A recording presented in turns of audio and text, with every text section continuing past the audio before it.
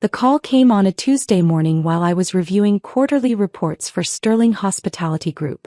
My assistant buzzed through, "Mr. Sterling, you have a call from Elegant Events Wedding Planning." I almost declined. Then I remembered, my younger brother Marcus was getting married next month. I'd paid the deposit 6 months ago when I heard they were struggling with costs. $50,000 to ensure my brother had the wedding he dreamed of. The family never knew it came from me. David Sterling speaking. "Mr. Sterling, this is Amanda from Elegant Events. I'm calling about the Henderson Miller wedding next month." Her voice sounded strained. "I have some uncomfortable news about your invitation." I set down my pen. "Go ahead. Your family contacted us yesterday. They've asked us to remove you from the guest list entirely. They said there was a family disagreement, and they specifically requested that you not attend the ceremony or reception." The words hit like a physical blow, but I kept my voice steady. "I see. However," Amanda continued quickly, "they also asked if they could keep the $50,000 deposit you paid for the event." Mrs. Henderson said the family had already spent that money on other wedding expenses. For a moment I said nothing. Through my office window I could see the city skyline, half of which I owned through various investment companies. My family had no idea that their disappointing son, who they claimed never amounted to anything, controlled a hospitality empire worth $3.8 billion. "Mr. Sterling? Are you there?" "Yes," I said calmly. "I'd like you to cancel the entire wedding." "I'm sorry, what?" "Cancel the Henderson Miller wedding. All of it. The venue, the catering, the flowers, everything." Amanda's voice rose in panic. "Sir, I don't understand. You're not the groom, you can't just—" "Amanda," I interrupted gently, "what's the name of your company?" "Elegant Events Wedding Planning." "And who owns Elegant Events?" I heard papers rustling. Sterling Event Holdings." "And who owns Sterling Event Holdings?" A longer pause. "Sterling Hospitality Group." "That's right. And I'm David Sterling, CEO and sole owner of Sterling Hospitality Group. So yes, I can cancel this wedding. In fact, let me be more specific. Cancel their reservation at the Grand Harbor Hotel as well. That's one of mine too. And Symphonic Catering? Also mine. The flower arrangements from Premier Botanical? Mine. The photography package from Lens and Light Studios? Mine as well. Mr. Sterling, I had no idea you were." "There's more, Amanda. The bachelor party reservation at Harbor View Resort? Mine. The rehearsal dinner at Coastal Elite Restaurant? Mine. Even the limousine service they booked through Prestige Transportation? Mine." I could hear her breathing heavily on the other end of the line. "But sir, the wedding is in 3 weeks. There are 200 guests, deposits paid. Cancel everything. Refund any deposits paid by guests for accommodations. Send the Henderson and Miller families a bill for the full amount they owe, minus my original $50,000 deposit, which I'm keeping as a cancellation fee. Mr. Sterling, this will destroy the wedding. There's no way they can find alternative vendors this close to the date. That's not my problem anymore." After hanging up, I sat back in my chair. 28 years old, and my family still saw me as the college dropout who threw his life away when I left Harvard Business School to start my first company. They had no idea that the small event planning business I'd mentioned casually over the years had grown into one of the largest hospitality empires on the East Coast. My phone buzzed with a text from my mother. "David, we need to talk about your recent behavior. Your attitude toward Marcus and Jennifer has been unacceptable. We think it's best if you don't attend the wedding. We'll be keeping the money you contributed since we've already spent it." I smiled and typed back, "Understood. Enjoy the celebration." What my family didn't know was that I'd been quietly building my empire for 8 years. It started when I dropped out of Harvard, not because I was failing but because I'd identified a gap in the luxury event market. While my family saw my decision as giving up, I was actually walking away from a guaranteed corporate job to bet everything on my vision. The first company, Sterling Events, began in my studio apartment. I planned corporate gatherings and small weddings, working 18-hour days and sleeping on my office couch. My family's response? "David's going through a phase. He'll be back to real work soon." Within 2 years, I'd bought my first property, a small event venue that was struggling financially.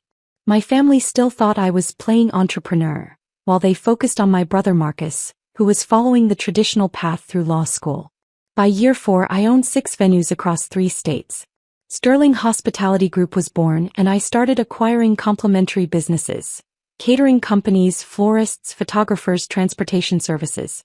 Every aspect of the luxury event industry. My family remained oblivious. At holiday gatherings, they'd ask about my little business, while discussing Marcus's promising career at his law firm. When I bought my first hotel, a boutique property downtown, I mentioned it casually as expanding into accommodations. They nodded politely and changed the subject. The real growth came in years 6 and 7.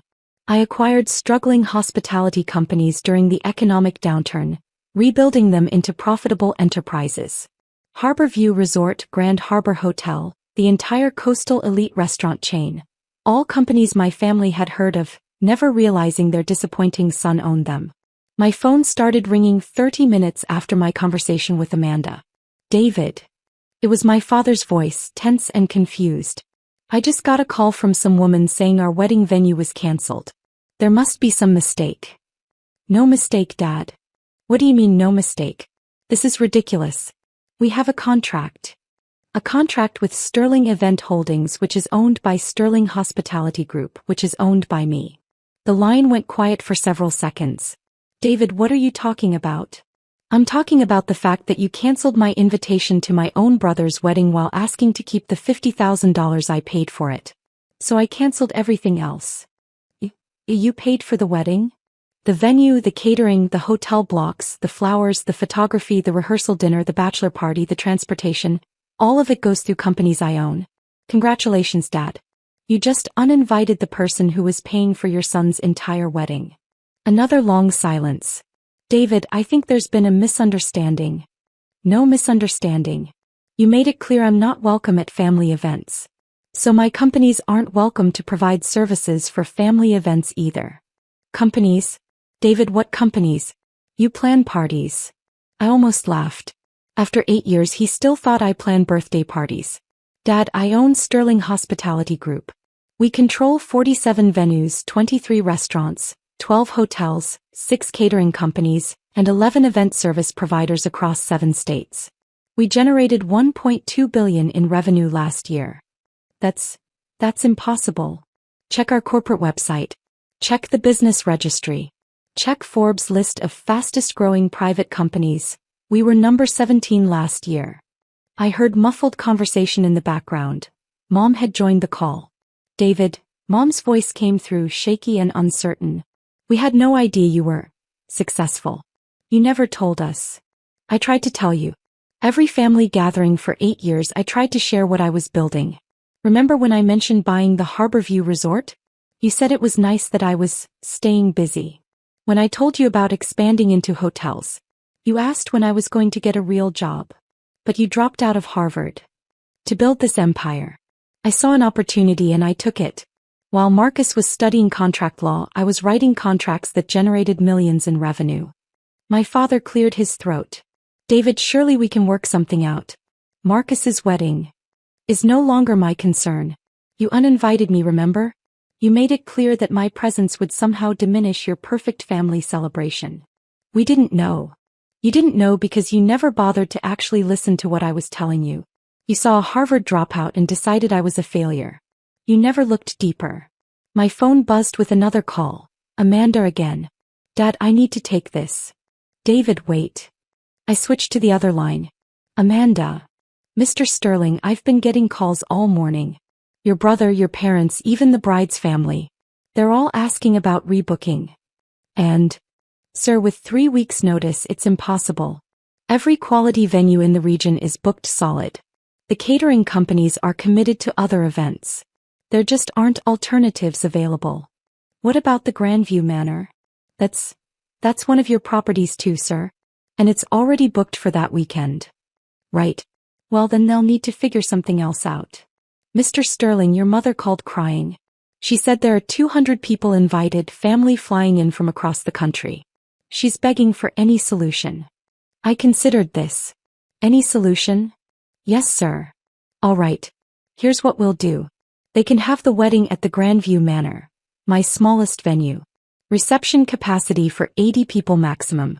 Basic catering package, house flowers, staff photographer only. Total cost, $200,000 paid in advance.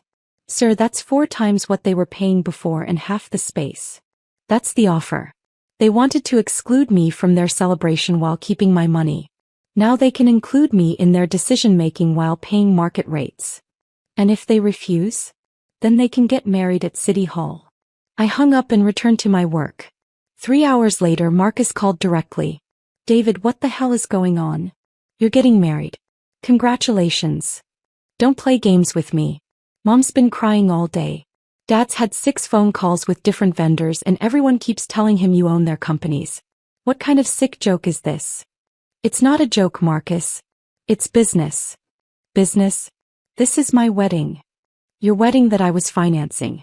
Your wedding that I was uninvited from. Your wedding that the family decided I wasn't worthy to attend. We thought it would be better. You thought it would be better to exclude your brother from the most important day of your life, while secretly keeping the money he contributed. Does that sound like family behavior to you? Marcus was quiet for a moment. We didn't know the money came from you. Mom asked me for help 6 months ago. She said you were struggling with wedding costs and Jennifer's family couldn't contribute much. I wrote a check for $50,000 that same day. David, I didn't know. You didn't know because you never asked. Just like you never asked about my business, my life, or anything else. You just assumed I was the family screw-up and moved on. That's not true. Marcus, when was the last time you asked me a genuine question about my life? When was the last time any of you showed actual interest in what I do? The line was quiet. I'll make you a deal, I continued. You can have your wedding at one of my venues. But I want 3 things. A formal apology from the entire family, an acknowledgement that you misjudged me, and my invitation restored, not as a courtesy but because you actually want me there. David, of course we want you there. Do you? Or do you want my money there? That's not fair. Fair? You uninvited your own brother from your wedding while keeping his financial contribution. Explain to me what's fair about that. Marcus sighed heavily. What happens if we don't agree to your terms? Then you figure out how to have a wedding with 3 weeks' notice and no connections in the industry. Good luck with that. And if we do agree? Then you get married at a beautiful venue with excellent service, and your brother stands beside you as family should. I need to talk to Jennifer and our parents. Of course you do. That evening my phone rang again. This time it was Jennifer, Marcus's fiancée. David? It's Jennifer. I think we need to talk. Congratulations on your engagement. Thank you. Listen, I had no idea about any of this.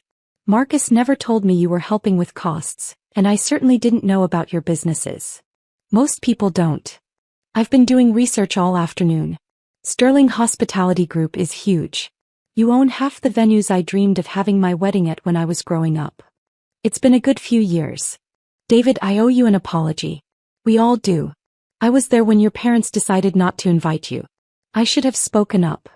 Why didn't you? Honestly, because Marcus painted you as the irresponsible brother who never got his act together. I believed him. And now I realize that Marcus doesn't actually know you at all. None of them do. Jennifer paused and I could hear emotion in her voice. David, I would be honored to have you at our wedding. Not because of your businesses or your money, but because you're Marcus's brother and you clearly care about family more than the rest of them realized. What does Marcus say? Marcus is processing. He's realizing that his big brother isn't who he thought he was. It's a lot to take in. And your parents? They're scared. They've spent years treating you like the family disappointment, and now they're learning you're probably the most successful person in the room at any gathering. Success isn't just about money. No, but respect should be about recognizing when someone deserves it. And clearly you've deserved it for a long time. The next day Amanda called with an update. Mr. Sterling, your family has accepted your terms. They've paid the deposit for the Grandview Manor package, and they've formally requested that your invitation be restored. Did they agree to all the conditions? Yes, sir. Your father specifically asked me to tell you that the family would like to meet with you before the wedding to offer a formal apology. And your brother wants to know if you'd consider being his best man. I sat back in my chair looking out at the city skyline again. 8 years of building an empire while my family saw only failure. 8 years of trying to share my success while they heard only excuses. 8 years of proving myself while they waited for me to grow up. Amanda. Yes, sir. Tell them we'll have the meeting. Schedule it for this Saturday at the Harborview Resort. My private dining room. And Amanda. Yes. Make sure the catering is perfect. The meeting was scheduled for 2 p.m. on Saturday. I arrived early and stood by the floor-to-ceiling windows overlooking the harbor. This resort had been my biggest acquisition, a failing property that I'd transformed into the region's premier destination. The private dining room alone was worth more than most people's homes. My family arrived together. Mom, Dad, Marcus, and Jennifer. They looked around the room with obvious amazement. Crystal chandeliers, hand-carved furniture, a view that stretched for miles across the water. David, Dad said, extending his hand formally. Thank you for meeting with us. Have a seat. They settled around the mahogany table as servers brought in lunch, prepared by the same kitchen that catered to governors and celebrities. This place is incredible, Mom said quietly. I had no idea that I owned it. I mentioned buying a resort property 3 years ago. You said you were expanding your business. This was the expansion. Dad cleared his throat. David, we owe you an apology. A major one. Go ahead. We misjudged you. Badly. For years, we saw what we expected to see instead of what was actually happening. Marcus leaned forward. David, I'm sorry. I'm sorry for dismissing your achievements, for assuming you were irresponsible, and for letting the family uninvite you from my wedding. Why did you assume I was irresponsible? Because you dropped out of Harvard. Because you never had a traditional job. Because you never bragged about your success. Would bragging have helped? No, but maybe if you'd been more direct about what you were building. I smiled slightly. Marcus, I told you 3 years ago that I'd acquired a hotel chain. You said, that's nice, and changed the subject to your latest case at the law firm. I didn't realize you meant you owned them. What did you think I meant? He had no answer. Jennifer spoke up. David, we'd like to start over. All of us. We want to know about your life, your business, your plans. We want to be real family. And if I hadn't turned out to be wealthy? What then? Dad answered honestly, then we probably would have continued misjudging you. That's what makes this so shameful. At least you're honest. Mom had tears in her eyes. David, I'm proud of you. I'm proud of what you've built, but more than that, I'm proud that you still wanted to help with the wedding even after how we treated you. You're my family. That matters to me even when it doesn't seem to matter to you. Marcus stood up and walked around the table. David, I know I don't deserve it, but I'd like to ask again. Would you be my best man? I looked at my younger brother, the golden child who'd followed every family expectation, who'd never taken a risk or built something from nothing. For the first time I saw uncertainty in his eyes. He was finally seeing me clearly. Marcus, I'd be honored.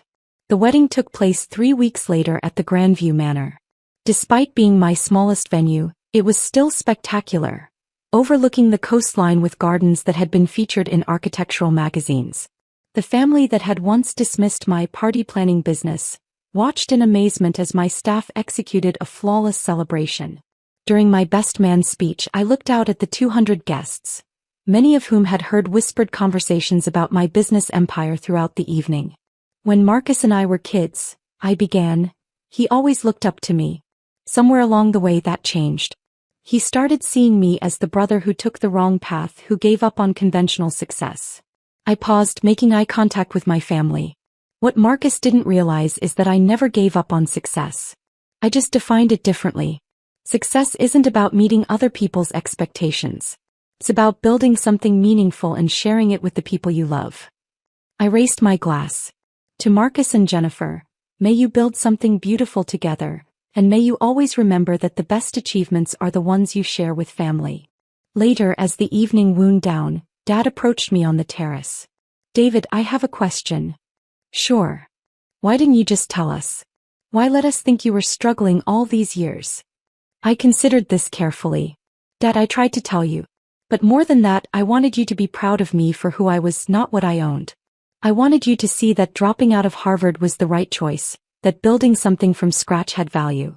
And we failed that test. You did. But you passed the test that mattered more. Which test was that? Tonight. When you had the chance to choose pride over family, you chose family. When you realized you were wrong, you admitted it. That's worth more than years of recognition. Dad put his hand on my shoulder. I'm proud of you, son. Not just for your success but for your character. You had every right to walk away from this family, and instead you saved your brother's wedding. Family is family, Dad. Even when they don't act like it. As I drove home that night, I reflected on the 8 years I'd spent building my empire in plain sight of a family that couldn't see it. The Harvard dropout who became a billionaire. The party planner who created a hospitality dynasty. The family disappointment who turned out to be the family foundation. My phone buzzed with a text from Marcus. Thank you for everything. I'm sorry it took me so long to see who you really are. I'm lucky to have you as a brother. I smiled and typed back, welcome to the family business. Because that's what it had always been about. Not just building companies but building something that could bring family together. It just took them a little longer to realize it. The next morning I woke up to 17 missed calls and 43 text messages. The wedding had been featured on several social media accounts, and people were sharing photos of the venue, the food, and the celebration. But more importantly, I had messages from my parents, my brother, and Jennifer, all asking when we could have dinner again. Real dinner this time. Family dinner. As I sat in my office Monday morning looking out at the city skyline that I'd helped shape, I realized something important. Success isn't about proving people wrong.